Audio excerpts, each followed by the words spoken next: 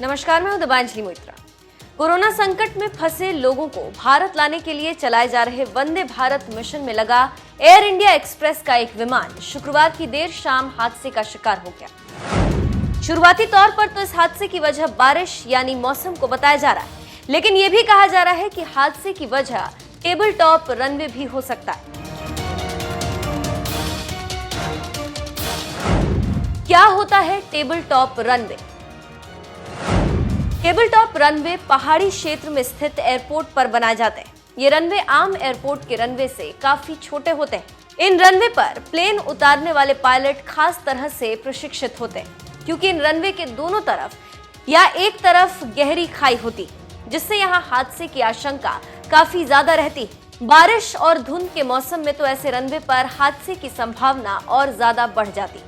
Airport authority of India के मुताबिक चौड़ाई वाले या बड़े विमानों का इस्तेमाल करने वाले एयरपोर्ट का रनवे 240 मीटर होना चाहिए, जबकि कोझिकोड के कैलिकट हवाई अड्डे का रनवे सिर्फ 90 मीटर है। ऐसे में लैंडिंग के समय हादसे का खतरा बना रहता है, इसीलिए पायलट को लैंडिंग और टेक ऑफ के समय खास सावधानी बरतनी पड़ती।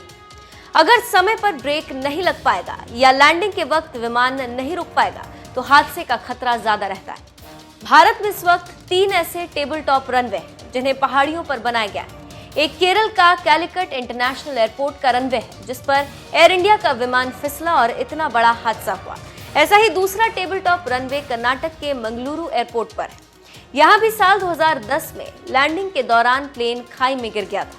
हादसे में 158 लोगों की मौत हुई थी।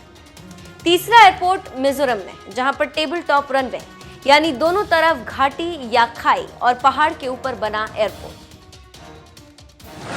लैंडिंग के वक्त खाई में गिरा विमान।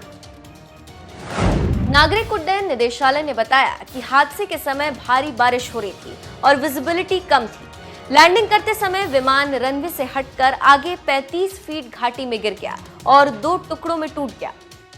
इस हादसे में 18 लोगों की मौत हो गई और करीब 20 यात्री बुरी तरह घायल, जिन्हें मलप्पुरम और कोझिकोड के अलग अलग अस्पतालों में भर्ती कराया गया।